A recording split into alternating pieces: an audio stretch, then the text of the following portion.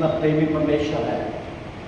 हम जितना भी परमेश्वर को धन्यवाद दें उतना कम है। आज हमारे इस मीटिंग्स पैशन वीक की मीटिंग्स का तीसरा दिन है। सबसे पहला पाम संडे का वचन था, दूसरा मंडे वो आज ट्यूसडे का वचन है, और एक एक वचन बहुत ही क्रमवार हम कलवरी के क्रूस की ओर हमको लेके जा रहा है। और परंतु ये हमें इसे फॉर्मल वे के अंदर नहीं लेना है, परंतु ये वो वचन है जो हमारे आत्मिक जीवन के लिए बहुत ज़्यादा जरूरी है। परंतु यदि हमने इसको इस कान से सुनकर दूसरे कान से अगर निकाल देते हैं तो ये हमारे आत्मिक जीवन के लिए बहुत खतरा सिद्ध हो सकता है, क्योंकि ये वचन इतने ज़्यादा महत्वपूर्ण है कि हमें हमको परमेश्वर की इच्छा के अनुरूप परिवर्तित करने में बहुत ही सामर्थ्यशील है। इसलिए मेरी प्रार्थना और निवेदन है कि आप इन वचनों को बहुत ही ध्यान से सुनिए। हो सकता है शायद समय 5 या 7 मिनट ज़्यादा हो जाए, आप उसकी चिंता नहीं करना। मेरे को आपने इतनी दूर से बुलाया है तो इतना मेरे साथ कोऑपरेट करिए कि यदि समय कुछ ज़्यादा हो रहा है तो सुनिए उसको, परंतु परमेश्वर आपका ध्यान और मन परमेश्वर के वचन की ओर लगा रहना चाहिए। मेरी ओर आप अपना ध्यान मत लगाना, परंतु परमेश्वर के वचन की ओर, परमेश्वर की ओर अपना ध्यान और मन लगाइए, क्योंकि वही हमको बुद्धि, ज्ञान और समझ का देने वाला परमेश्वर है।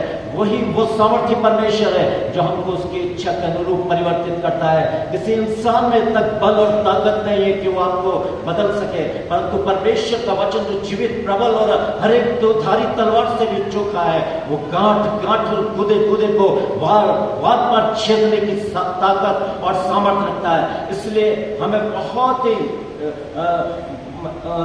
बिल्कुल एकाग्रचित होकर परमेश्वर के वचन को सुनना है। और आज का वचन बहुत ज्यादा महत्वपूर्ण है।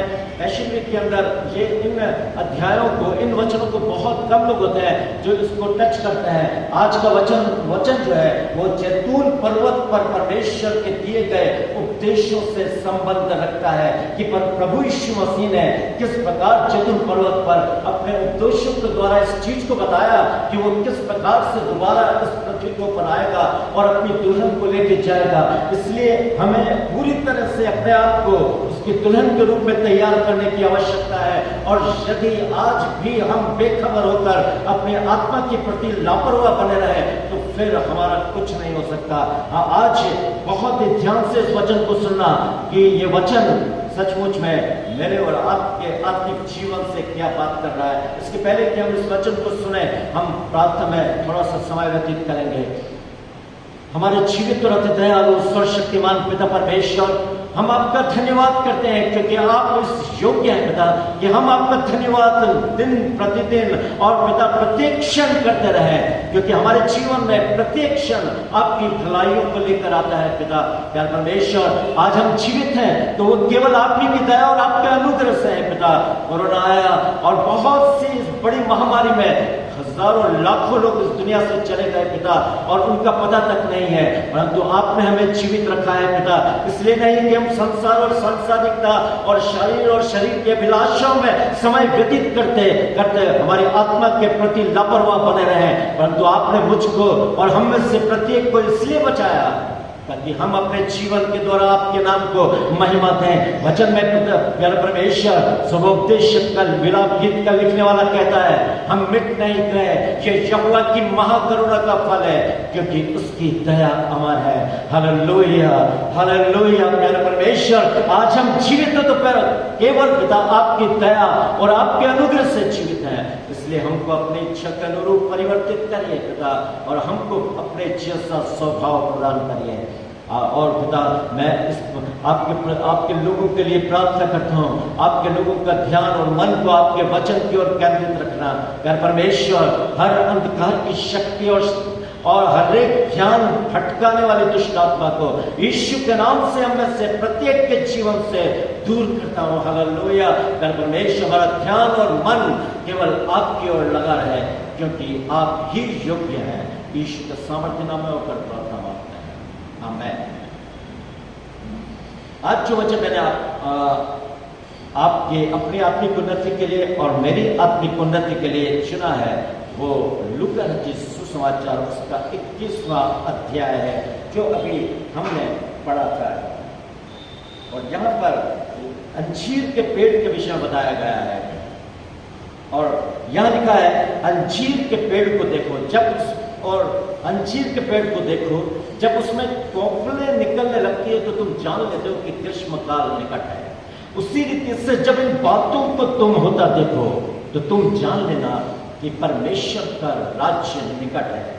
मैं तुमसे सच कहता हूं, जब तक कि परमेश्वर के वचन की सारी बातें पूरी ना हो जाए तब तक इस पीढ़ी का कदापि अंत ना होगा। आकाश और पृथ्वी टल जाएंगे परंतु मेरी बातें कभी नहीं टलेंगी। तब उसने कहा, इसलिए सावधान रहो, ऐसा ना हो कि तुम्हारे मन खुमार और मतवालेपन और इन जीवन की चिंताओं से सुस्त हो जाए और वो दिन तुम पर फंदे की नहीं अचानक आ पड़े, क्योंकि वो सारी पृथ्वी के लोगों पर इसी प्रकार आ पड़ेगा। इसलिए जागते और प्रार्थना करते रहो, इसलिए जागते और प्रार्थना करते रहो ताकि तुम आने वाली घटनाओं से बचने और मनुष्य के पुत्र के सामने खड़े होने योग्य बनो। आज हमारा ध्यान इसी वचन की ओर केंद्रित रहेगा। प्रभु यीशु मसीह ने जैतून पर्वत पर इस बात को बताया था कि उसके आने के समय इस पृथ्वी पर क्या साइन एंड सिम्टम्स पाए जाएंगे, क्या चिन्ह होंगे जो जिसको देखकर तुम इस बात का अंदाजा लगा सको कि प्रभु का आना निकट है। प्रभु यीशु मसीह ने अपना समय नहीं बताया कि वो कब आएगा, किस दिन आएगा या किस वर्ष में आएगा। प्रभु यीशु मसीह ने तो कहा उस समय और उस घड़ी को कोई नहीं जानता, न पुत्र न स्वर्गदूत, परंतु केवल पिता, केवल परमेश्वर पिता ही जानता है कि वो दिन कब आएगा। और उसके लिए प्रभु यीशु मसीह कहता है वो दिन चोर की नहीं आएगा। उस दिन आकाश बड़ी हड़बड़ाहट के साथ और तत्व बहुत ही तप्त होकर पिघल जाएंगे और पृथ्वी और उस पर के काम जल जाएंगे। तो ये सारी चीजें पतरस की पत्री के अंदर भी लिखी गई है और थिस्सलुनीकियों की पत्री में भी इस चीज को बताया गया है कि उसका दिन चोर की नहीं आ जाएगा। चोर कब आता है किसी को पता नहीं। यदि आप जागते नहीं रहे तो आपका घर लुट गया समझ लो। आपका कुछ जो भी माल था अंदर पड़ा है ना, सब चोर चोरी करके ले जाएगा। परंतु यदि आप जागते रहे तो चोर चोरी नहीं कर पाएगा। आपके जरा से आवाज देने पर वो चोर भाग जाएगा। परंतु प्रभु का वचन कहता है मेरा दिन चोर की नहीं आएगा। अब जब चोर की नहीं वो दिन आएगा तो मुझको और आपको कैसे रहना है। इसलिए प्रभु यीशु मसीह कहता है इसलिए जागते और प्रार्थना करते रहो ताकि तुम आने वाली घटनाओं से बचने और मनुष्य के पुत्र के सामने खड़े होने योग्य बनो। एक प्रार्थनामय जीवन हमारा होना चाहिए। ऐसा नहीं कि प्रभु यीशु मसीह रात भर जगने के लिए बोल रहा है कि रात भर जगते रहो, ध्यान करते रहो। ऐसा नहीं, हमें आत्मिक रीति से जागृत रहने की आवश्यकता है। शारीरिक शरीर तो कमजोर है। लिखा है ना, जब पतरस और याकूब और यूहन्ना सो रहे थे, प्रभु यीशु मसीह ने क्या बोला गतसमनी में? जागते और प्रार्थना करते रहो, क्योंकि आत्मा तो तैयार है परंतु शरीर दुर्बल है। हमारे शरीर को भी हमें बिल्कुल एकदम मजबूत बनाना है। हमें अधिकांश समय प्रार्थना में व्यतीत करने की आवश्यकता है। और यदि हमारा समय प्रार्थना में नहीं बीतता, यदि हम परमेश्वर की उपस्थिति में समय व्यतीत नहीं करते और संसार और सांसारिकता में इतने खो जाते हैं तो यह हमारे लिए एक बड़ा खतरा साबित हो सकता है। इसलिए प्रभु यीशु मसीह ने कहा इसलिए सावधान रहो, ऐसा ना हो कि तुम्हारे मन खुमार और मतवालेपन और इस जीवन की चिंताओं से सुस्त हो जाए और वो दिन तुम पर फंदे की नहीं अचानक आ पड़े, क्योंकि वो सारी पृथ्वी के लोगों पर इसी प्रकार आ पड़ेगा। इसलिए जागते और प्रार्थना करते रहो ताकि तुम आने वाली घटनाओं से बचने और मनुष्य के पुत्र के सामने खड़े होने योग्य बनो। आने वाली घटनाएं कौन सी है? आने वाली घटनाएं बहुत ही असहनीय घटनाएं होगी। प्रभु यीशु मसीह का दूसरा आगमन जब होगा उस समय परमेश्वर का क्रोध इस पृथ्वी के ऊपर पड़ेगा और उसके विषय में प्रभु अपने दूसरे आगमन के विषय में प्रभु यीशु मसीह कहता है, देख मैं शीघ्र आने वाला हूं और हर एक के काम के अनुसार बदला देने के लिए प्रतिफल मेरे पास है। मैं ही अल्फा और ओमेगा, पहला और पिछला और आदि और अंत हूं। धन्य वे हैं जो अपने वस्त्र धो लेते हैं, क्योंकि उनको जीवन के पेड़ के पास आने का अधिकार मिलेगा और वे फाटकों में से होकर नगर में प्रवेश करेंगे। परंतु कुत्ते, टोने, व्यभिचारी, हत्यारे, मूर्ति पूजक और हर एक झूठ का जाने वाला और गढ़ने वाला बाहर रहेगा। ये मैं नहीं बोल रहा, प्रभु यीशु मसीह की जबरदस्त चेतावनी है मेरे और आपके लिए। हमें बिल्कुल तैयार रहने की आवश्यकता है। हमें अपने वस्त्र धुलने का मतलब आप जानते हैं, परमेश्वर कोई डिटर्जेंट में वस्त्र धोने के लिए नहीं बोल रहा है। हमें अपनी आत्मा को तैयार रखना है, अपने पापों से पश्चाताप करके परमेश्वर के चरणों में समय व्यतीत करने की आवश्यकता है। यदि अभी तक हमने अपने पापों से पश्चाताप करके मन नहीं फिराया तो हम परमेश्वर के राज्य में कदापि दाखिल नहीं हो सकते। परमेश्वर का वचन यही बोल रहा है, धन्य वे हैं जो अपने वस्त्र धो लेते हैं, क्योंकि उनको जीवन के पेड़ के पास आने का अधिकार मिलेगा। ये दूसरे आगमन के विषय में प्रभु यीशु से बोल रहा है, और दूसरे आगमन पर वो एक न्यायी के रूप में प्रकट होगा, एक निष्पक्ष न्यायी जो बिल्कुल पक्षपात नहीं करता। गुनाह की सजा जहन्नम, बिल्कुल यदि पाप किया है तो पूरी, और वो पापियों का न्याय करने के लिए आएगा। उसका दूसरा आगमन पापियों के लिए होगा और डायरेक्ट उनको आग और गंधक की झील में वो डाल देगा। किसी प्रकार की कोई दया नहीं है। दया का समय अभी है, दया का समय अभी है, अनुग्रह का समय अभी है। आज वो दिन है जो परमेश्वर ने बनाया ताकि हम उसमें अपने आप को समर्पित करके अपने पापों से पश्चाताप कर परमेश्वर की संतान होने का हक प्राप्त कर रहे हैं। नहीं तो बहुत देर हो जाएगी। प्रभु यीशु से बोलता है अपने दूसरे आगमन के विषय में, प्रकाशित वाक्य उसका पहला अध्याय और उसकी 7 आयत में, देखो वो बादलों के साथ आने वाला है और हर एक आंख उससे देखेगी, और जिन्होंने उसे पेधा था वे भी उस पर दृष्टि करेंगे, और पृथ्वी के सारे कुल उसके कारण छाती पीटेंगे। हाँ, आमीन। ये का यही बिल्कुल प्रकाशित वाक्य पहला अध्याय 7 में लिखा है। इसके पहले जो मैंने आयत बोली वो प्रकाशित वाक्य 22 अध्याय और उसकी 12 आयत से आगे लिखी है, और इसको आप पढ़ लेना। परंतु परमेश्वर का वचन मुझको और आपको वर्णन कर रहा है। परंतु आज हम दूसरे आगमन पर विचार नहीं करने जा रहे हैं। हम उस आगमन पर विचार करने जा रहे हैं जो दूसरे आगमन से पहले होने वाला है। अब आप सोचेंगे ये कौन सा आगमन है? सबसे पहला आगमन जो प्रभु यीशु मसीह का हुआ, वो किस उद्देश्य को लेके हुआ था? लिखा है ना, जब उसके जन्मने का समय निकट आया तो वो अपना पहलोटा पुत्र जने, और उसने उसको कपड़े में लपेट कर चरनी में रखा, क्योंकि सराय में जगह नहीं थी। वो एक कंगाली और गरीबी के अंदर पैदा हुआ। वो उद्धारकर्ता के रूप में आया, जिसने अपने वचन में कहा है, चोर किसी और कार्य के लिए नहीं, केवल चोरी करने, घात करने और नष्ट करने के लिए आता है, परंतु मैं इसलिए आया कि तुम जीवन पाओ और बहुतायत से पाओ। प्रभु यीशु मसीह जीवन दान देने के लिए हम इस दुनिया के अंदर आया, ताकि हर एक मनुष्य को वो जीवन दान दे सके, हर एक मनुष्य के पापों से छुटकारा प्रदान करे।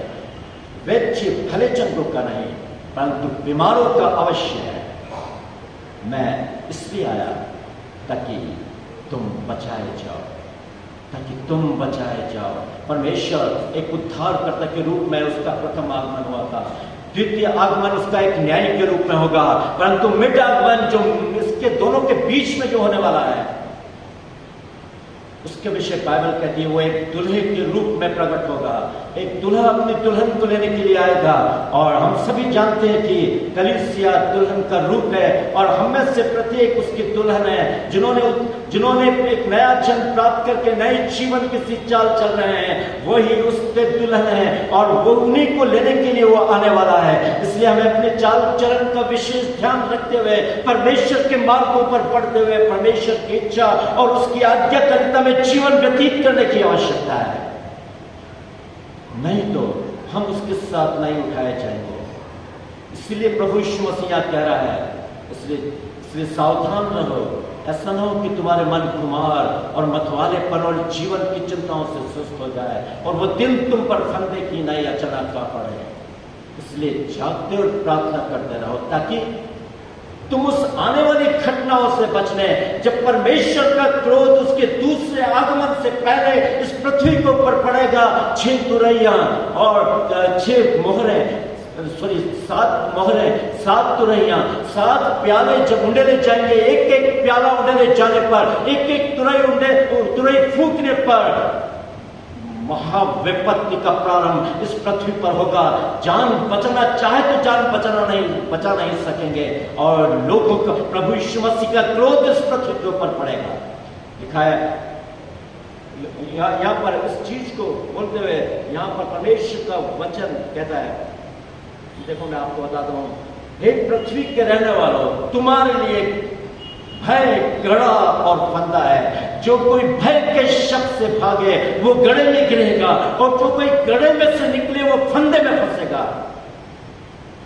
आकाश के झरोखे खुल जाएंगे, पृथ्वी की नेव डोल उठेगी, पृथ्वी अत्यंत कंपायमान होगी, वह मतवाले की नाई डगमगाएगी और मचान की नाई डोलेगी। वो अपने पाप के बोझ से दब कर गिरेगी और फिर नहीं उठेगी। आप सोच लो कितनी भारी भूकंप की घोषणा भविष्यवाणी यशायाह नबी अपने 24वें अध्याय के अंदर कर रहा है। एक जबरदस्त भूकंप की घोषणा जिसमें आकाश के झरोखे खुल जाएंगे, जिस प्रकार नूह के समय में आकाश के झरोखे खुल गए और मूसलाधार बारिश, पृथ्वी का डगमगाना, भूकंप, एक ऐसा भूकंप जो केवल 7.7 या 7.8 ऐसे रिएक्टर का नहीं, परंतु 10, 11, 12, 13 रिएक्टर का माप जो मापा नहीं जा सकेगा और पृथ्वी डोल उठेगी, वो मचान की नाई डगमगाएगी और मतवाले की नाई डोल उठेगी। कहां भाग कर जाओगे आप? बाहर जाओगे तो बारिश, अंदर रहोगे भूकंप, घरों का टूटना, महाविपत्ति का प्रारंभ होगा। इसलिए प्रभु यीशु मसीह कह रहा है, इसलिए जागते और प्रार्थना करते रहो ताकि तुम आने वाली उन घटनाओं से बचने और मनुष्य के पुत्र के सामने खड़े होने योग्य बनो। तुम आने वाली घटनाओं से यदि बचना चाहते हो तो प्रभु यीशु मसीह का वचन आज इस बात से वार्न कर रहा है हमको कि आज मुझको और आपको अपना जीवन परमेश्वर को देने की आवश्यकता है। परमेश्वर कभी अधर्मियों के साथ धर्मी लोगों का विनाश नहीं करता। परमेश्वर का वचन इस बात का गवाह है। जगह जगह परमेश्वर ने अपने वचन के द्वारा इस बात को सिद्ध किया है कि वो धर्मियों पर उसकी आंखें सदा लगी रहती है। वो कभी भी धर्मियों के साथ धर्मियों का नाश नहीं करना चाहता और नहीं करेगा। जब महाजल प्रलय आया तो उसके विषय में लिखा है, जब परमेश्वर ने पृथ्वी पर दृष्टि देखी तो क्या देखा कि मनुष्य का चाल चलन बिगड़ गया है और उसके मन में जो कुछ उत्पन्न होता है सो बुरा ही होता है। इसलिए परमेश्वर ने कहा, मैं क्या मनुष्य और क्या पशु और क्या पक्षी, मैं सबको नाश कर दूंगा। परंतु उसके अनुग्रह की दृष्टि नूह पर बनी रही, क्योंकि नूह धर्मी पुरुष था और परमेश्वर के साथ साथ चलता था। बाइबल इस चीज को बता रही है। नूह के ऊपर उसकी दृष्टि बनी रही। नूह जो मेरा भय मानने वाला, मेरी आज्ञाकारिता में चलने वाला है, उसका मैं किस प्रकार बचाव करूं, क्योंकि महाजल प्रलय के दौरान मैं पूरी पृथ्वी का विनाश करना चाहता हूं। परंतु नूह को मैं नहीं मारूंगा। नूह और उसके परिवार को मैं बचा लूंगा, क्योंकि वो मेरे साथ साथ चलने वाले, मेरी आज्ञाओं पर चलने वाले लोग हैं। और उसके अनुग्रह की दृष्टि नूह पर बनी रही। तब नूह को परमेश्वर ने जहाज बनाने का एक नक्शा दिया, इस प्रकार से तू जहाज बनाना, और जब मैं जल प्रलय लेके आऊंगा, तू और तेरे साथ इस पृथ्वी के एक एक प्राणी का जोड़ा और सारे जो शुद्ध जानवर और पक्षियों के साथ साथ जोड़े में अपने आप तेरे जहाज के अंदर भेजूंगा और उनको मैं बचा लूंगा, परंतु मैं पृथ्वी का नाश करूंगा। नूह ने विश्वास करके उस जहाज का निर्माण करना शुरू किया और हम देखते हैं पूरी पृथ्वी जलमग्न हो गई। परंतु नूह और उसका परिवार बचा लिए गए। 8 जन थे, नूह, उसकी पत्नी, शेम, हाम और यपेत और उनकी पत्नियां। 8 जनों बचा लिए गए क्योंकि वो परमेश्वर के भय और उसकी आज्ञाकारिता में चलते थे। आज यदि हम भी परमेश्वर के भय और उसकी आज्ञाकारिता में चल रहे हैं, उसकी आंखें आपके ऊपर लगी रही है, लगी हुई है, और वो आपको वचन दे रहा है, बिल्कुल वो कह रहा है जागते और प्रार्थना करते रहो ताकि तुम आने वाली घटनाओं से बचने और मनुष्य के पुत्र के सामने खड़े होने योग्य बनो। तो उसका वचन है। प्रभु यीशु मसीह ने अपने चेलों से कहा, तुम्हारा मन व्याकुल न हो, तुम परमेश्वर पर विश्वास रखते हो, मुझ पर भी विश्वास रखो। मेरे पिता के घर में बहुत से रहने के स्थान है, और यदि ना होते तो मैं तुमसे कह देता, मैं तुम्हारे लिए जगह तैयार करने चाहता हूं, और जब जगह तैयार कर लूंगा तो वापस तुमको लेने के लिए आऊंगा, ताकि जहां मैं रहूं वहां तुम भी रहो। कितना शानदार और कितना लाजवाब परमेश्वर है मेरा और आपका। उसने धर्मियों को बचाने के लिए, धर्मियों के लिए पूरी सुरक्षा की गारंटी दी है। गारंटी ही नहीं, परंतु उसने वो घर तैयार करे जो पृथ्वी के घर से कई गुना ज्यादा आलीशान और खूबसूरत है। हमें उन घरों की चाह रखना है। पृथ्वी पर घर बनाना इंसान की फितरत है, निश्चित रूप से परमेश्वर चाहता है, और परमेश्वर भी चाहता है उसके रहने के लिए कुछ हो, परंतु पृथ्वी पर घर बनाने के लिए इतने लालायित मत हो जाइए कि सब कुछ उसमें लुटा दो, क्योंकि आपका घर, आपका राज्य उस स्वर्गीय राज्य में तैयार हो रहा है। हमारी पूरी कोशिश है स्वर्गीय राज्य के लिए होनी चाहिए, क्योंकि एक दिन इस पृथ्वी पर से जाना होगा, एक दिन इस दुनिया से कूच करना होगा, कोई बचा नहीं सकता। प्रथम मृत्यु निश्चित रूप से हमें से प्रत्येक के जीवन में है, परंतु हमें उस घर के लिए तैयारी करनी है जो स्वर्गीय राज्य में हमारे परमेश्वर, हमारे उद्धारकर्ता ने हमारे लिए बनाया है। यदि आज हमने तैयारी शुरू नहीं करी तो फिर बहुत देर हो चुकी होगी। परमेश्वर ने लूत को बचा लिया अग्नि प्रलय से, सदोम और अमोरा नाश हो गए, परंतु लूत क्योंकि धर्मी मनुष्य था, अब्राहम के कारण परमेश्वर ने उसको बचा लिया। परमेश्वर ने जगह जगह महाविपत्ति से अपने लोगों को बचाया है, और वो आज भी नए नियम में, इन अंतिम दिनों में धर्मियों को बचाने की पूरी गारंटी ले रहा है। तूने मेरे धीरज के वचन को थामा है। यदि प्रकाशित वाक्य उसके 10वें अध्याय में या 9वें अध्याय के अंदर है, तूने मेरे धीरज के वचन को थामा है, इसलिए मैं भी तुझे उस समय जो पृथ्वी पर नाश करने के लिए संसार पर जो आने वाला है, मैं उस समय तुझको बचा के रखूंगा। परमेश्वर ने पूरी तरह से इस वचन के द्वारा इस चीज को बताया है कि वो अपने लोगों को बचाएगा, परंतु कैसे बचाएगा, अब क्या तरीका होगा परमेश्वर का बचाने का, जबकि वो पूरी पृथ्वी को नाश करने वाला है। उसके वचन में, वो अपने वचन में बार बार वो ये लिखता है कि किस प्रकार ये पृथ्वी और पृथ्वी के लोग नाश हो जाएंगे। परंतु देखो, यहोवा का वह दिन रोष, क्रोध और निर्दयता के साथ आता है कि पृथ्वी को उजाड़ डाले और पापियों को उसमें से नाश करे। कौन उसके वचन को बदल सकता है? उसने जो बोला तो बोला है, वो ऐसा करेगा तो करेगा। देखो, यहोवा का वो दिन रोष, क्रोध और निर्दयता के साथ आता है कि पृथ्वी को उजाड़ डाले और पापियों को उसमें से नाश करे। बिल्कुल वो ऐसा ही करेगा, परंतु इन सारी बातों से यदि बचना है, परमेश्वर के क्रोध से बचना है, तो एक ही उपाय मुझको और आपको दिया गया है, और वो है प्रभु यीशु मसीह। और वो है प्रभु यीशु मसीह जो कहता है, मार्ग, सत्य और जीवन में है, बिना मेरे द्वारा कोई पिता के पास नहीं पहुंच सकता। इस दुनिया में केवल एक नाम दिया गया है, और नाम है प्रभु यीशु मसीह। उसके अलावा और कोई नाम नहीं जो हमको उद्धार दे सके, और कोई नाम नहीं जिस किसी ने प्रतिज्ञा की हो कि मैं तुमको स्वर्गीय राज्य में वो भवन दूंगा जो दुनिया के भवनों से कई गुना ज्यादा खूबसूरत और अनमोल होगा। किसी ने नहीं बोला, प्रभु यीशु मसीह ने बोला, मैं तुम्हारे लिए जगह तैयार करने चाहता हूं, ताकि जहां मैं रहूं वहां तुम भी रहो। और किसने बोला? नहीं बोला। प्रभु यीशु मसीह ने मुझको और आपको प्रतिज्ञा दी है।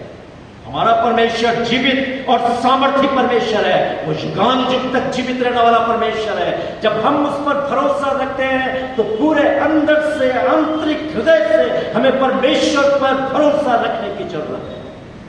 एक फॉर्मल बनकर नहीं, परंतु वास्तविकता में परमेश्वर के ऊपर हमें भरोसा रखते हुए आज हमें अपने चाल चलन को परमेश्वर की इच्छा के अनुरूप बदलने की आवश्यकता है, और ऐसे ही लोग उसके राज्य में प्रवेश करेंगे।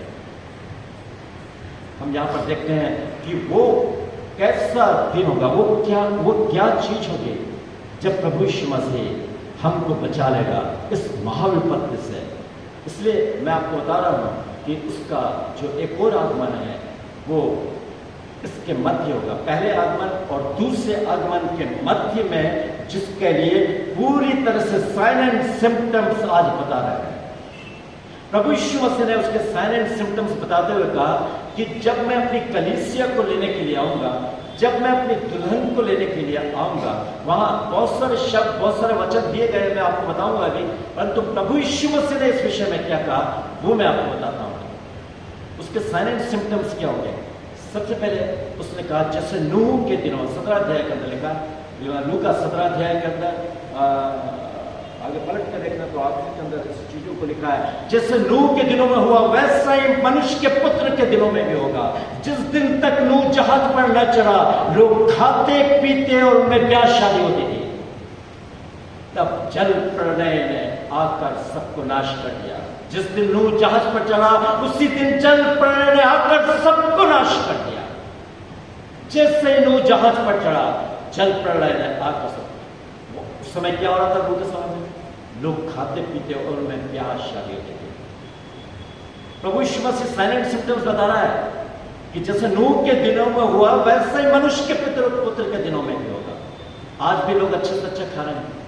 देखो ना, आप पहले ब्याह शादी होती थी तो क्या कितने तरीके भोजन बनते थे, बस एक मिठाई होती थी, दाल पूड़ी होती थी और बस उसी में शादी निपट जाती थी। आज जाके देखो गार्डन के अंदर एक से एक टेबल पर एक से एक चीजें पड़ी रहती है। आप एक एक टेबल पर जाकर एक एक चीज उठाओगे ना, आपको पेट वैसे भर जाएगा। मतलब दुनिया भर की डिशेस आज तैयार है। खाने पीने का शौक इंसानों में बहुत ही भर गया है, खाना पीना, और आज यही हो रहा है। और प्रभु यीशु मसीह ने 2000 साल पहले बता दिया था, लोग खाते पीते होंगे और उनमें ब्याह शादी होती है। आज ब्याह शादी दुनिया भर की हो रही। पहले क्या ब्याह शादी होती होगी नूह के समय में? आज कोरोना के अंदर ब्याह शादी हो रही थी। मैं तो आपको ये बता, सब चीज को मारो बोली, वहां पर कोरोना के अंदर शादी कर रहे हैं, जबकि गवर्नमेंट मना कर रही है, भाई ऐसा मत करो, ऐसा मत करो, तो शादियां हो रही है। क्या होगा इस देश का? है या नहीं? हमें अपनी सारी चीजों को देखना है, इन सारी बातों को ध्यान रखना है कि आज ब्याह शादी की इतनी धूम है, इतनी ब्याह शादी पहले कभी नहीं की है ना। प्रभु यीशु मसीह की बातें सच हो रही है। जैसे लूत के दिनों में हुआ, लोग खाते पीते, लेन देन करते, घर बनाते और पेड़ लगाते थे। जिस दिन लूत सदोम से निकला, आग और गंधक बरसी और सबको नाश कर दिया। मनुष्य के पुत्र के प्रकट होने के दिनों में भी ऐसा ही होगा। बिल्कुल यही लिखा है, ऐसा ही होगा। लूत के दिनों में क्या? लोग खाते पीते और उनमें ब्याह शादी रहती, वो लेन देन करते, घर बनाते, पेड़ लगाते,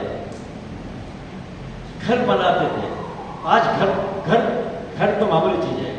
आज बड़े बड़े कॉम्प्लेक्स, हमारा घर में सारी आधुनिक चीजों से सजा हुआ घर होना चाहिए। आधुनिक सोफा सेट, आधुनिक टेलीविजन, बड़ा स्क्रीन सामने और बेडरूम शानदार एसी लगा रहना चाहिए और तमाम दुनिया भर की आराम तलब चीजें। और मनुष्य आराम चाहता है। प्रभु यीशु मसीह ने पहले बता देता है, प्रभु यीशु मसीह ने इस बात को पहले बता देता है कि ऐसा होगा। घर बनाते होंगे, लेन देन करते होंगे। आज लेन देन, पहले तो महाजन को पैसा दे देते थे और उस ब्याज समेत उसको ले लेते। आज लेन देन दुनिया भर के बैंक खुल गए, आपको नाम है, सारी बैंकों के नाम भी पता नहीं होगा। दुनिया भर के बैंक खुल चुके हैं, फाइनेंस कंपनियां खुल चुकी है, लोगों को लूट रही है।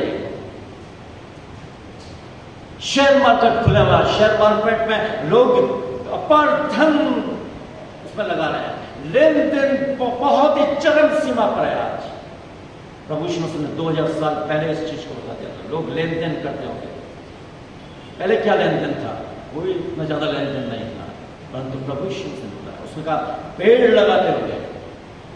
पहले तो पेड़ कहाँ लगाते थे? अपने आप ही उग जाते थे। आजकल तो नेता आते हैं, नेताजी आएंगे और टीवी कैमरा चालू रहेगा, वो खोलेंगे नहीं, तो पेड़ कोई ला के देगा, ला कर उसमें रोपेंगे और एक जना मिट्टी भरेगा और शूटिंग होती रहेगी और बोलेंगे पेड़ लगाओ, देश बचाओ, हरियाली लेके आओ। हो रहा है नहीं हो रहा है? प्रभु यीशु मसीह ने 2000 साल पहले बता दिया, लोग पेड़ लगाते होंगे। आज इन सारी बातों का होता हुआ देख रहे हैं। प्रभु यीशु मसीह ने इन सारी बातों को बताकर इस बात को सिद्ध करा, जब तुम ऐसा होते देखो तो जान लो कि उसका आना निकट है।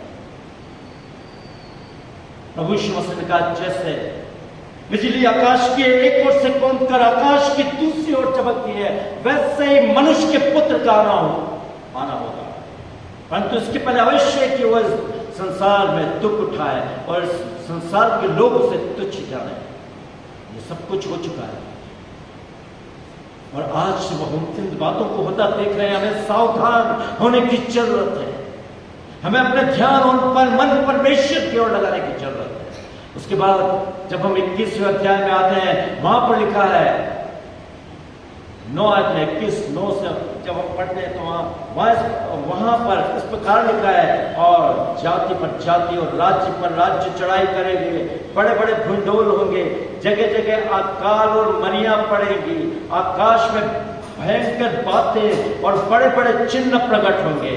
परंतु उसके पहले वो मेरे नाम के कारण तुम्हें पकड़ेंगे और सताएंगे और बंदी गृह में डलवाएंगे और राजा और हकीमों के पास ले जाएंगे। परंतु तुम इस बात की चिंता न करना कि हम क्या कहेंगे। मैं तुम्हें ऐसा बल और बुद्धि दूंगा कि तुम्हारे विरुद्ध ही तुम्हारा सामना न कर सकेंगे। आज यही हो रहा है। जब तुम लड़ाई और बलों की चर्चा सुनो तो घबरा न जाना। आज लड़ाई और बलों की चर्चा है या नहीं है? दुनिया भर का टेलीविजन में रशिया, यूक्रेन, उत्तरी कोरिया, अमेरिका, ये वो सारी मतलब पूरी तरह से दुनिया एक दूसरे की दुश्मन बनी हुई है। और प्रभु यीशु मसीह ने 2000 साल पहले बताया, जब तुम लड़ाइयों और बलों की चर्चा सुनो तो घबरा न जाना। वो हमको एक एनकरेज कर रहा है, उत्साहित कर रहा है। जब तुम इनकी चर्चा सुनो न्यूज के अंदर, जब इन बातों को तुम देख रहे हो तो तुम घबरा न जाना। इनका पहले होना आवश्यक है, इनका पहले होना आवश्यक है। परंतु उसके बाद फिर वो कहता है इसके पहले होना आवश्यक, परंतु उस समय तुरंत अंत न होगा। और बाद में वो सारी चीजों को बता रहा है जो मैंने आपको बता दी।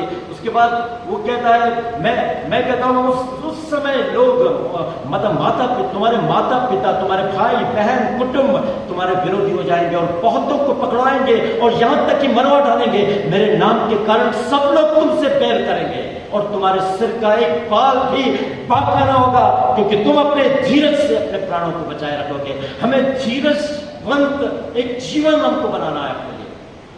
ईंट का बदला पत्थर से नहीं, ईंट का जवाब ईंट से नहीं, पत्थर का जवाब पत्थर से नहीं, परंतु पत्थर का जवाब हमें धीरजता से देने की आवश्यकता है। प्रभु यीशु मसीह के स्वभाव को मुझको और आपको लेना है। उसके विषय में लिखा है वो सताया गया तो भी सहता रहा और अपना मुंह न खोला। जिस प्रकार भेड़ बंद होने के समय और भेड़ी ऊन कतरने के समय चुपचाप और शांत रहती थी, वैसे ही उसने भी अपना मुंह न खोला। परमेश्वर मुझको और आपको धीरजवंत जीवन देने के लिए कह रहा है। वो तुम्हें धीरज होना आवश्यक है। परमेश्वर से हमें मांगना है मुझे एक धीरजवंत स्वभाव दे, मेरे क्रोध को खत्म कर दे, ताकि मैं अपने दुश्मनों से प्रेम करना सीख जाऊं। तब हम परमेश्वर के राज्य के योग्य बनेंगे। बदला देना तुम्हारा काम नहीं, बदला देना मेरा काम है। हमें परमेश्वर पर सब कुछ सौंप के रखना है। हमें कभी किसी से बदला लेने के लिए उतावलापन नहीं करना है। गाली का जवाब गाली से नहीं, परंतु आशीष से देना है। जो तुमको गाली दे तुम उनको आशीष दो, जो तुमको मारते हैं उनके लिए दूसरा गाल भी फेर दो। प्रभु यीशु मसीह ने हमको ऐसा ही करने के लिए बोला। यही एक प्रैक्टिकल मसीह जीवन है जिस पर चलना बहुत कठिन है पर नामुमकिन नहीं। प्रभु यीशु मसीह इसको मुमकिन बना सकता है यदि हमारा भरोसा परमेश्वर पर है। वो हमको पूरी तरह से बदलकर एक शांति से भरा हुआ जीवन देने की गारंटी देता है। हमें परमेश्वर पर भरोसा रखना है। उसके बाद बहुत सारी ऐसी बातें हैं और बहुत सारे ऐसी चीजें जो बाइबल के अंदर लिखी हुई है। उसके बाद प्रभु यीशु मसीह क्या बोलता है? सूरज और चांद और तारों में चिन्ह दिखाई देंगे, पृथ्वी पर देश देश के लोगों को संकट होगा, वे समुद्र के गरजने और लहरों के कोलाहल से घबरा जाएंगे, भय के कारण और आने वाली घटनाओं की बाट देखते देखते लोगों के जी में जी नहीं रहेगा। प्रभु यीशु मसीह ने पहले ही बता दिया है ये सारी चीजों को कलीसिया को सामना करना है, इसलिए वो हमको एनकरेज कर रहा है। समुद्र के गरजने और लहरों के कोलाहल से लोग घबरा जाएंगे और भय के कारण और आने वाली घटनाओं की बाट देखते देखते लोगों के जी में जी न रहेगा। अब सोच लो कि कितने संकट की घड़ी वो होगी और कलीसिया इसमें से होकर गुजरेगी। निश्चित रूप से परमेश्वर हमारा भरोसे को देखना चाहता है, हमारे अपनी आज्ञाकारिता को हमारे जीवन में देखना चाहता है, ताकि हम इन संकटों से जब निकलते हैं हमारा भरोसा परमेश्वर पर होना चाहिए। आपने देखा ना समुद्र के गरजने और लहरों का कोलाहल, सुनामी जब आई तो क्या घटना घटी, लोग कैसे घबराए हुए थे। वो तो केवल एक ट्रेलर था, असली सुनामी अब आएगी जब टापू के टापू और देश के देश डूब जाएंगे। हे समुद्र के तीर पर रहने वालों हाय, क्योंकि परमेश्वर का क्रोध तुम पर पड़ेगा। बाइबल में लिखा हुआ है ये सारी चीजें। समुद्र के पास रहने वाले, उसके किनारे बनी हुई बस्तियां सारी की सारी समुद्र की लहरों से उजड़ जाएगी। आप देख रहे हैं बहुत जगह ग्लेशियर टूट रहे हैं और समुद्र का जल स्तर बढ़ता चला जा रहा है। एक दिन आने वाला है जब समुद्र के तीर पर रहने वालों का सर्वनाश निश्चित है और जो टापू में रहते हैं वो टापू के टापू और देश के देश तबाह हो जाएंगे, समुद्र में डूब जाएंगे और पता ही नहीं चलेगा कभी यहां पर कोई देश था। आने वाले समय में ये सारी चीजें होने वाली है।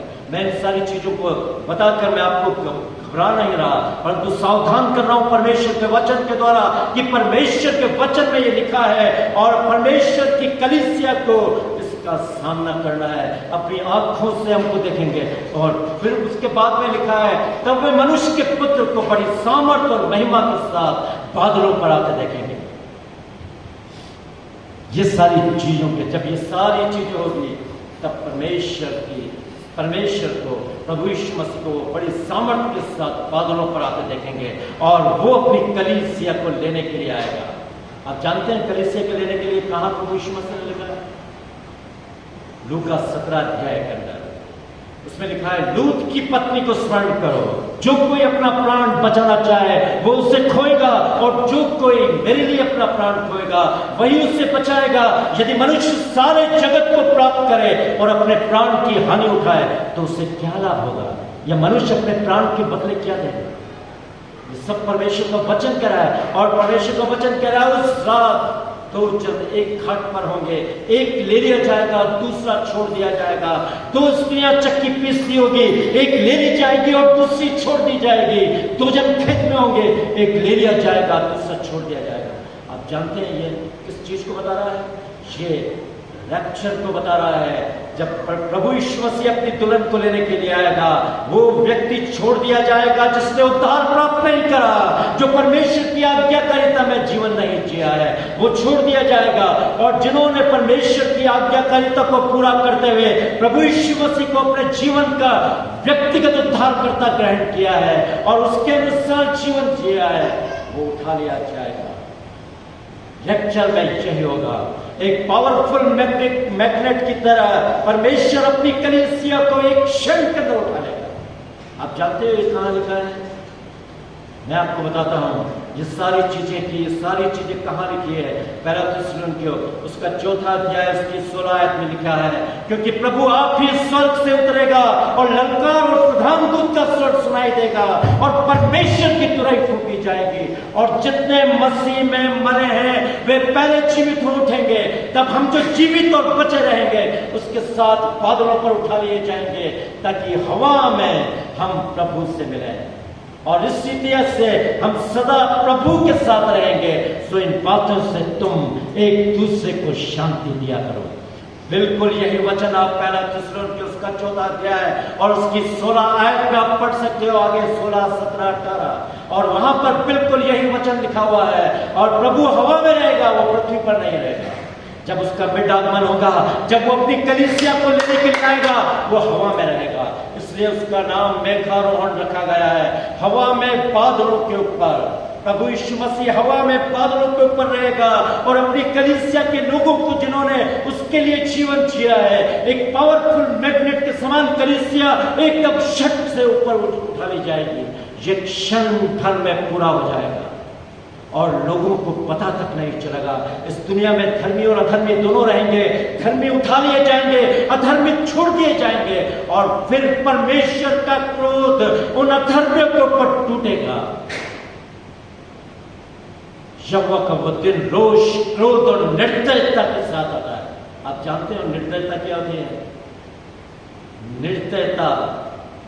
निर्दय बिना दया के किसी को कुचल कर मार डालना, बिना दया के लठ मार कर लोगों को मार देते हैं, निर्दयी लोग कहलाते हैं।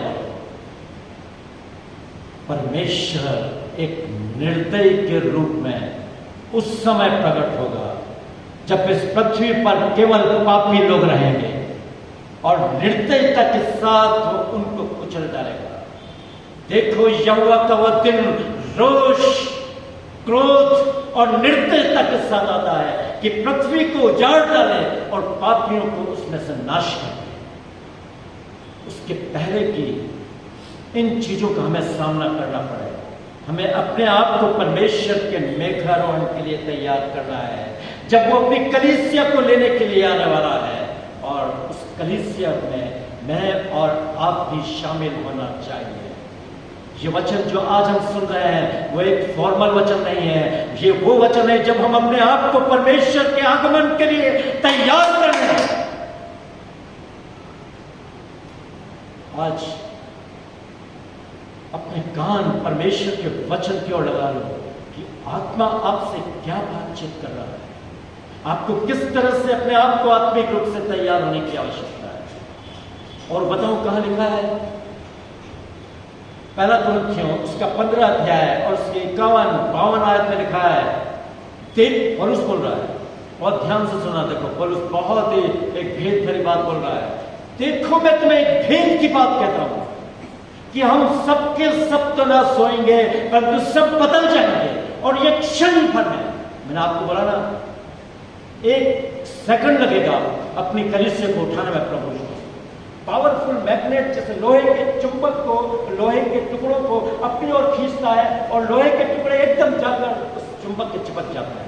कितना टाइम लगता है? शक से जाकर उसकी चिपक जाते हैं फट से। वैसा ही प्रभु यीशु मसीह अपनी कलीसिया को लेने के लिए ये क्षण भर में हो रहा होगा। दिखा ना, देखो मैं तुम्हें एक भेद की बात कहता हूं कि हम सब के सब तो ना सोएंगे परंतु सब उठा लिए जाएंगे ये क्षण भर में। और ये क्षण भर में पलक मारते ही पिछली तुरही फूंके होगा, क्योंकि तुरही फूंकी जाएगी, मुर्दे अविनाशी दशा में उठाए जाएंगे और हम बदल जाएंगे। बदल जाएंगे का मतलब क्या है? अविनाशी दशा में उठाए, जो हम शरीर के अनुसार हम अपने शरीर में गाड़े गए हैं, मुर्दे अपने शरीर में गाड़े जाते हैं। परंतु जब प्रभु यीशु मसीह अपनी कलीसिया को लेने के लिए आएगा तो जिन्होंने उद्धार पाया है, जिन्होंने अपने जीवन में परमेश्वर की आज्ञाकारिता को पूरा करा है, वे मुर्दे अविनाशी देह में अर्थात आत्मिक देह में परिवर्तित होकर उठा लिए गए और हम बदल जाएंगे। जो जीवित रहेंगे और जो परमेश्वर के भय में चल रहे हैं, वो एकदम उनकी शारीरिक देह वैनिश हो जाएगी, खत्म हो जाएगी, गायब हो जाएगी, और वे आत्मिक देह में परिवर्तित होकर एक सेकंड के अंदर ऊपर उठा लिए चलेंगे। और एक सेकंड लगेगा, पता ही नहीं चलेगा। और जो बाकी लोग बच जाएंगे, वहां रोना और दांतों का पिसाव, लोग रोएंगे अपने लोगों के, कहां गए, दरवाजा बंद है, अंदर से दरवाजा बंद है, खिड़कियां बंद है, कहां चले गए मेरे मम्मी पापा, कहां चला गया मेरा बेटा जो हमेशा परमेश्वर कहता है, वो कहां चला गया, कितना अच्छा था मेरा बेटा। माता पिता रोते रहेंगे और उस बेटे का नामो निशान नहीं मिलेगा। परमेश्वर ने उसको उठा लिया। वो क्षण आएगा जब भयंकर एक्सीडेंट होंगे, जो लोग गाड़ी चला रहे हैं, यदि उद्धार पाया हुआ ड्राइवर है तो वो उठा लिया जाएगा और गाड़ी कहां जाकर टकराएगी कोई कह नहीं सकता। भयंकर दुर्घटनाओं का समय होगा और लोग कहेंगे उस दूसरे ग्रह से जो लोग आए और पृथ्वी के लोगों को किडनैप करके लेके चले गए। ये एंटी क्राइस्ट ये बात फैलाएगा, डरने की जरूरत नहीं है। वो दूसरे ग्रह के लोग आए और उनको किडनैप कर लिया है, परंतु ये वो जानते बुझते नहीं बताएगा कि ये परमेश्वर प्रभु यीशु मसीह का वो समय है जिसके लिए उसने पहले ही बता दिया था। क्योंकि प्रभु आप ही स्वर्ग से उतरेगा और ललकार और प्रधान दूत का स्वर सुनाई देगा और परमेश्वर की तुरई फूंकी जाएगी। और जितने मसीह में, हर एक जन को मसीह में ही गाड़ते हैं, पिता पुत्र और पवित्र आत्मा के नाम से उसको दफन करते हैं। और जब वो आएगा तो वह विश्वासियों के साथ लोग खड़े होंगे और बादलों में चला, नहीं, ऐसा नहीं होगा। सबके सब नहीं, जिन्होंने वास्तविकता में अपना जीवन परमेश्वर को दिया है और जो आज्ञाकारिता में परमेश्वर के लिए जिए वे ही उठाए, बाकी सब अंदर रहेंगे।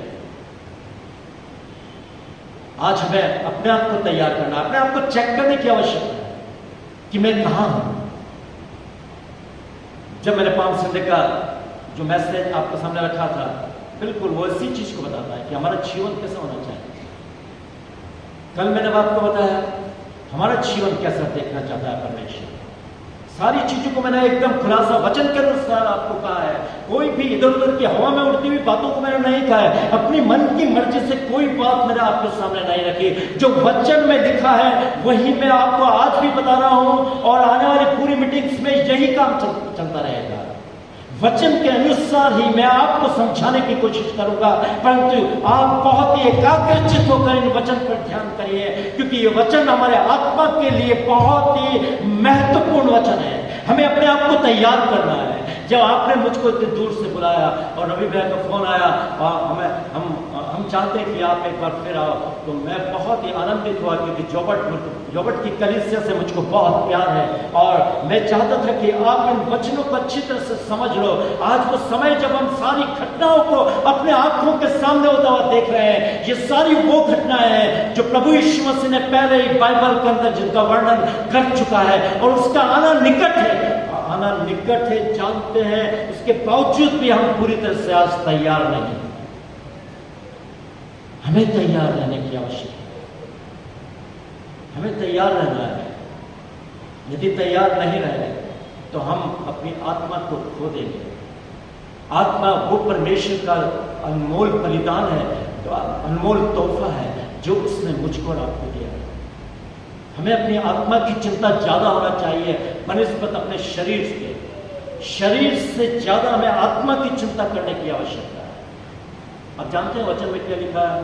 रोमियो 8वां अध्याय को आप पढ़ोगे तो वहां पर इस प्रकार लिखा है, आज मैं भूल गया, वहां पर इस प्रकार लिखा है, यदि तुम शरीर के अनुसार दिन काटोगे तुम मरोगे। बिल्कुल साफ ये कहीं लिखा है, आप पढ़ लेना उसको। यदि तुम शरीर के अनुसार दिन काटोगे तुम मरोगे, परंतु यदि आत्मा से देह की क्रिया को मारोगे तो जीवित रहोगे। क्योंकि जितने परमेश्वर के आत्मा के चलाए चलते हैं वे ही परमेश्वर के पुत्र हैं, वे ही परमेश्वर। अब और क्या चीज चाहिए? परमेश्वर बिल्कुल साफ साफ स्पष्टता के साथ कह रहा है, आज जरूरत इस बात की है, पवित्र आत्मा को चलाए, हमको चलने की आवश्यकता है। शरीर और शरीर की अभिलाषा है बहुत, इसका अंत भी होने वाला नहीं। शरीर कहता वो ले लो, शरीर कहता ये ले लो, वो कर लो, ये कर लो। शरीर गलत चीजों के और हमको जाने के लिए बहुत उत्सुकता हमारे अंदर पैदा करता है। हम शरीर की बात को मान लेते हैं कभी कभी और परमेश्वर को दुखी कर देते हैं। संसार और सांसारिकता की चकाचौंध आज लोगों को पागल बनाए हुए है। ये होना चाहिए हमारे घर में, वो होना चाहिए, ये होना चाहिए, उसके घर में ये, हमारे घर में भी होना चाहिए, उसके घर में वो है तो वो भी हमारे घर में होना चाहिए। लोग पागल बन चुके हैं। शैतान ने इन अभिलाषाओं में लोगों को इतना पागल बना दिया है कि लोग इसी में खोए रहते हैं। परंतु हमें परमेश्वर में खोने की आवश्यकता है, उसके वचन में डूबने की आवश्यकता है, हमें परमेश्वर का स्वभाव मांगने की आवश्यकता है।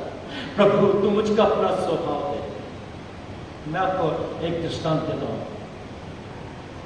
इतना समय नहीं, समय तो एकदम शट करता हुआ चला जाता है। अभी आप लोग कह रहे हो बहुत ज़्यादा समय इतना ज़्यादा बोला मत करो, ज़्यादा बोलना चाहिए, मतलब बहुत से लोग सोचते होंगे। परंतु मैं बकवास नहीं कर रहा है, मैं बिल्कुल वही चीज़ें आपको बता रहा हूँ जिसकी आवश्यकता आपको और मुझको है। आप जानते हैं कि दुल्हन को लेने के लिए प्रभु यीशु मसीह आने वाला है।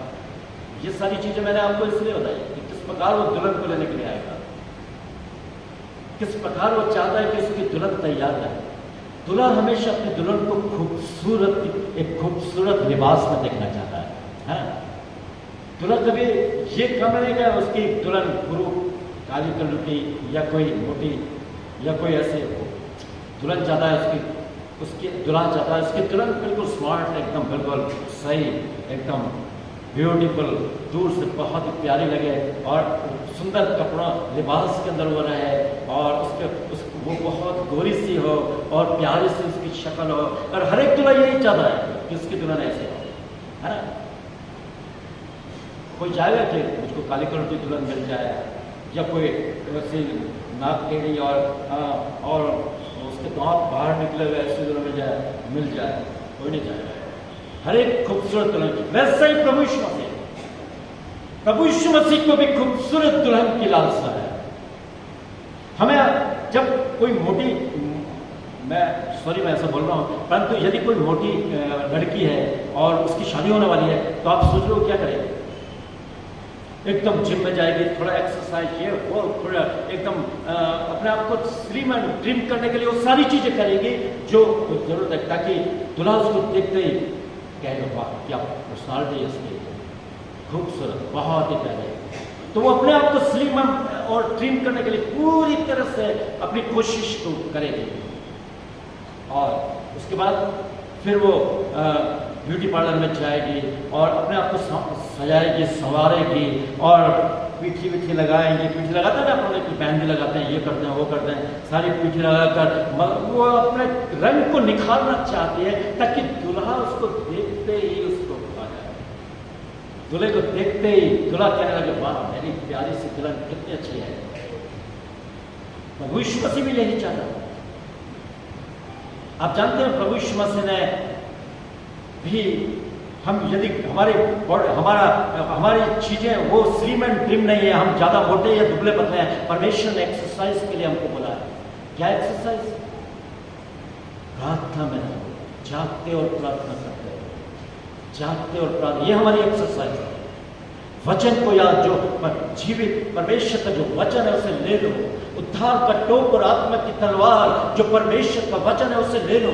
हमें वचन से अपने आप को बिल्कुल स्लिम एंड ट्रिम करना है, बिल्कुल वचन से अपने आप को भर लेना है। प्रार्थना में एक जबरदस्त एक्सरसाइज हमारी होनी चाहिए। परमेश्वर की निकटता में रहने का एक प्रयास हमारा दिन प्रतिदिन बलवंत होता जाना चाहिए। ये हमारी एक्सरसाइज है।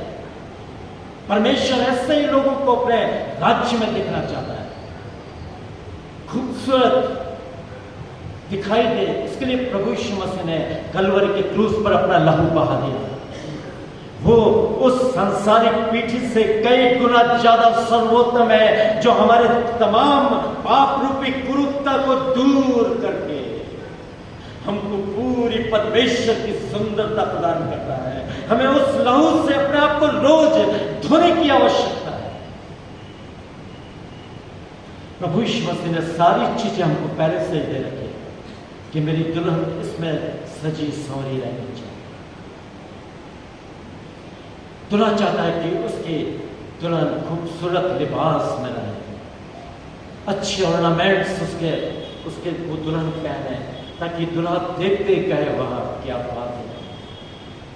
प्रभु यीशु मसीह भी यही चाहते हैं। उसने मुझको और आपको भी ऑर्नामेंट्स दिए। क्या उन ऑर्नामेंट्स को हमने पहनने का कभी प्रयास करा है? वो ऑर्नामेंट्स हैं आत्मा का फल, प्रेम, आनंद, मेल, धीरज, कृपा, भलाई, विश्वास, नम्रता और संयम। ये वो ऑर्नामेंट्स जो मुझको और आपको पहनने की आवश्यकता है। हमें परमेश्वर से मांगना है, प्रभु इन ऑर्नामेंट्स से मुझको भर दे, मैं तेरे जैसी खूबसूरत, मैं तेरे समान, तेरे योग्य दुल्हन बन सकूं। क्या कभी हमने इन ऑर्नामेंट्स की फिक्र करी है? क्या कभी हमने परमेश्वर से मांगा है, परमेश्वर तू मुझको इन ऑर्नामेंट्स से भरकर एक खूबसूरत लिबास प्रदान कर। खूबसूरत लिबास परमेश्वर प्रभु यीशु मसीह मेरी और आपकी धार्मिकता है। वो धार्मिकता के वस्त्रों से मुझको और आपको सुसज्जित देखना चाहता है, और हमारी धार्मिकता है प्रभु यीशु मसीह। आज मुझको और आपको प्रभु यीशु मसीह को पहन लेने की आवश्यकता है। वचन को याद करो, वचन से अपने आप को भर लो, क्योंकि वचन ही प्रभु यीशु मसीह है। वचन ही प्रभु यीशु मसीह है, और वो मेरे को और आपको वचन से भरा हुआ देखना चाहता है। क्या हमने कभी वचनों को याद करने, उसके अनुसार चलने के लिए कभी अपने आप को परमेश्वर के चरणों में समर्पित करने के लिए प्रार्थना की है? प्रभु तो कहता है जिस किसी को बुद्धि की गठी हो वो मुझसे मांगे और मैं बिना उदारता से उसको दूंगा। हम तो बुद्धि कोई और दूसरे काम के लिए मांगते हैं, परमेश्वर के वचन को याद करने के लिए मांगो ना। परमेश्वर देखो कैसे फटाफट आपको देता है। संसार की चीजों के लिए बुद्धि दे दो प्रभु, बस यही हमारी डिमांड देती है। परंतु हमें आज अपने आत्मिक जीवन को उठाने के लिए बुद्धि की जरूरत है, वो हमें परमेश्वर से मांगना है। इसलिए परमेश्वर कहता है इसलिए सावधान रहो, ऐसा ना हो कि तुम्हारे मन खुमार और मतवालेपन और इस जीवन की चिंताओं से सुस्त हो जाए और वो दिन तुम पर फंदे की ना चमकता पड़े, क्योंकि वो सारी पृथ्वी के लोगों पर इसी प्रकार आ पड़ेगा। इसलिए जागते और प्रार्थना करते रहो, इसलिए जागते और प्रार्थना करते रहो, ताकि तुम आने वाली घटनाओं से बचने और परमेश्वर के पुत्र के सामने खड़े होने योग्य बनो। वचन कहता है, प्रभु यीशु मसीह कहता है, देखो प्रभु यीशु मसीह आने वाला है, वो शीघ्र आने वाला है। बहुत ही अच्छे से आयत है। वो आयत क्या है आपको लग सकता है? नहीं, एक आयत अच्छे से आयत है। वो पुराने में मिलेगी। देखो, आने वाला आएगा और देर न करेगा। आयत याद है? हाँ, उसमें लिखा आने वाला आएगा और देर न करेगा, परंतु मेरा धर्मी जन विश्वास से जीवित रहेगा। यदि वो पीछे हट जाए तो मेरा मन उससे प्रसन्न होगा। हम पीछे हटने वाले नहीं कि नाश हो जाए, परंतु विश्वास करने वाले हैं कि अपने प्राणों को बचाए।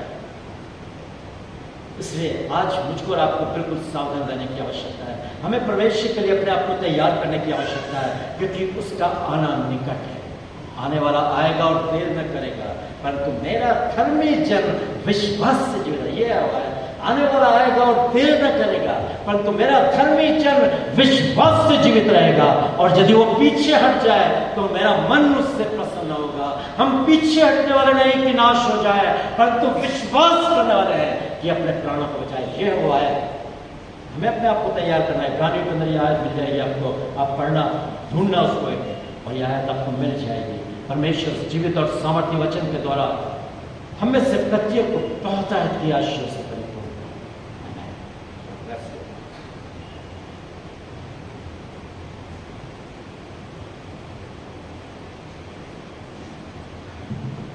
आइए हम सब अपने स्थान पर खड़े हो जाएंगे।